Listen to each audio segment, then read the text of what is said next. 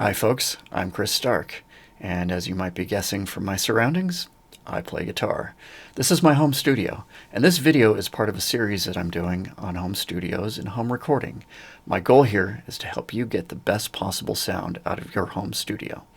So, I don't consider myself to be any sort of authority on home recording and home studios, but I've been doing it for about 25 years, and in the last 4 years, I've released 4 full-length albums and a number of singles, and every single note was recorded here in this home studio.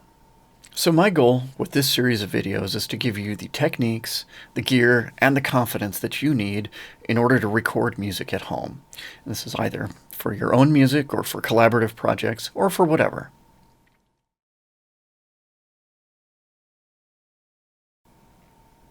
This video is about reamping, and we're going to cover 3 topics. First, what is reamping? Second, why would you want to do reamping? And third, how would you actually do reamping? So let's get started.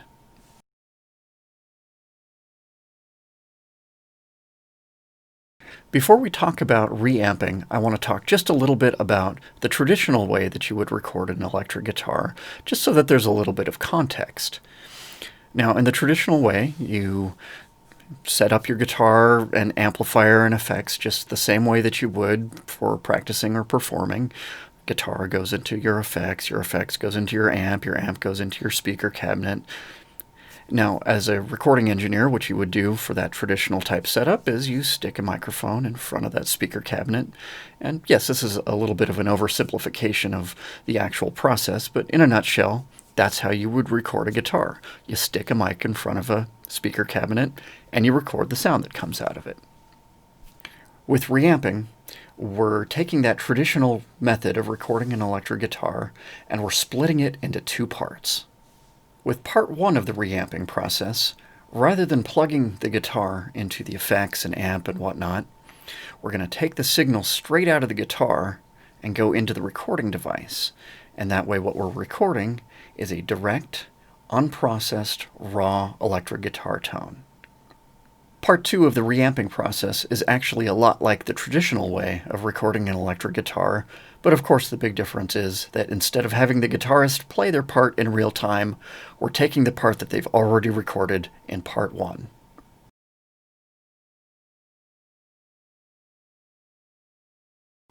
So it might seem like reamping is just introducing more steps into the process. Why would you want to do that? Well, actually, there's some pretty important benefits to reamping, and let's talk about a few of these.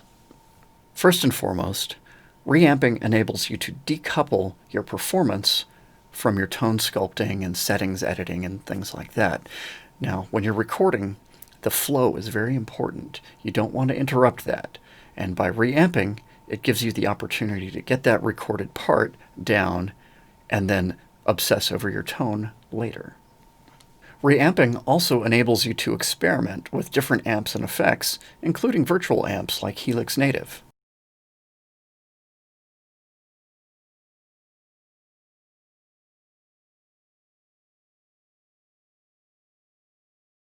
Reamping also introduces the possibility of recording your parts at home and then sending them off to a high-end studio with high-end amps, mics, speaker cabinets, and acoustically treated rooms that you don't have access to in your home studio.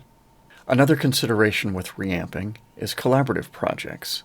A producer or project manager might want your direct, unprocessed guitar tracks so that they can do the reamping themselves, thus contributing to a more consistent overall sound for the project. So remember, even if you only have 1 amp, reamping is a powerful tool that allows you to focus on recording your parts right and then worrying about getting your tone dialed in later.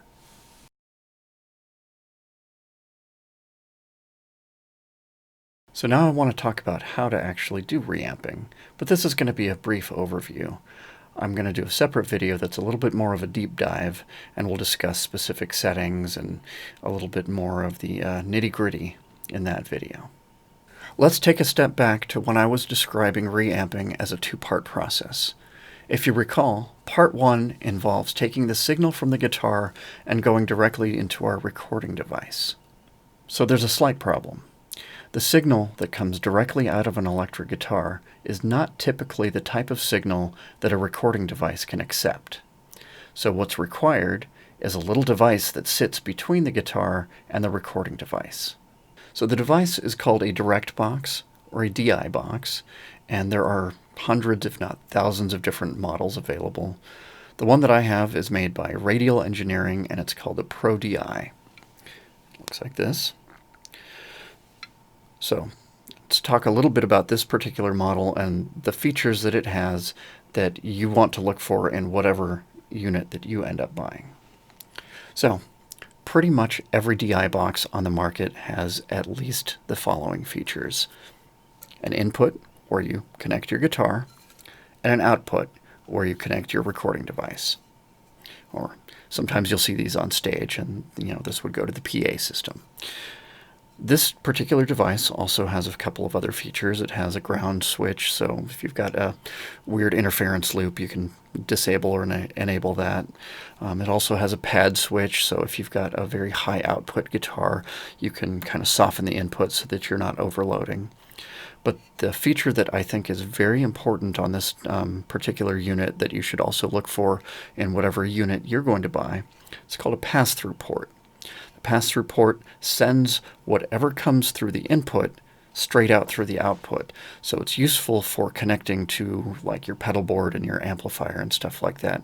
So while you're sending that dry, unprocessed signal directly to your recording device, you're also sending that same signal to your amplifier so you can hear what you're playing and play with the tone that you're used to while still capturing that unprocessed tone.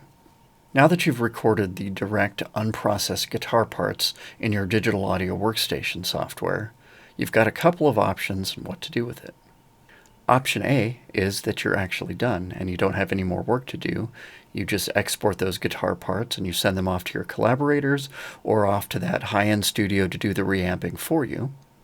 Option B is you stay in the digital domain and you use something like Helix Native and use virtual amplifiers and virtual effects to do the reamping inside the computer. And option C is to actually output your guitar signal from your audio interface and send it to your physical amplifiers to do physical amp reamping. So just like earlier when we were talking about how the signal coming from a guitar is not necessarily compatible with an audio interface, same kind of thing in reverse. The signal coming off of your audio interface is not necessarily compatible with your amplifier and your pedal board.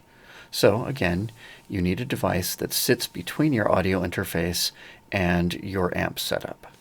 The device is called a Reamp box.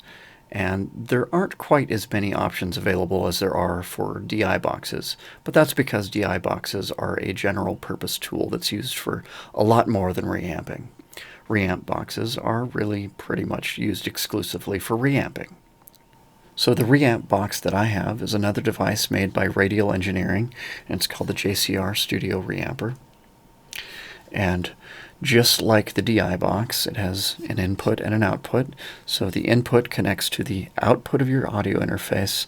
The output from this box goes to either your pedal board or the front end of your amp. And the other notable feature in this particular box is the output level dial. And that allows you to scale it back if your output signal is a little bit too hot and you want a cleaner tone from your amp, or if you want to crank it up and drive that front end of your amp a little bit harder. So once you've got your Reamp box set up and you're sending your guitar parts back into your amps, this is the fun part to me, because now you get to set up a looping section in your digital audio workstation, and you can just sit in front of your amp and dial things in and sculpt your tone, and do so without any pressure. You've already done the hard part of doing the recording. Now it's the fun part of sculpting your tone. So now that your tone is all dialed in, now it's time to move on to part 2 of the reamping process, which is to record your dialed in tone. And you can do that by the more traditional way of putting a mic in front of your speaker cabinet, or some of the newer techniques involve using a speaker cabinet simulator. Either way, it's all about flexibility. That's actually the overarching theme of reamping is flexibility. Alrighty, so that's it for the cursory overview of reamping. But like I mentioned earlier, I'm going to be doing a deep dive video where I discuss details, settings, cabling, and actually do some example recording using some reamping techniques. But do me a favor, in the comments below, leave me any questions that you have on reamping, and hopefully I can get to them in the deep dive video. I've been Chris. You've been awesome. Thank you so much for watching, and rock on until next time. Thank you so much for watching my video. You know the routine. If you enjoyed what you saw, hit like and subscribe. Also, do me a favor, check out the video description for links to my music and my social media. Cheers.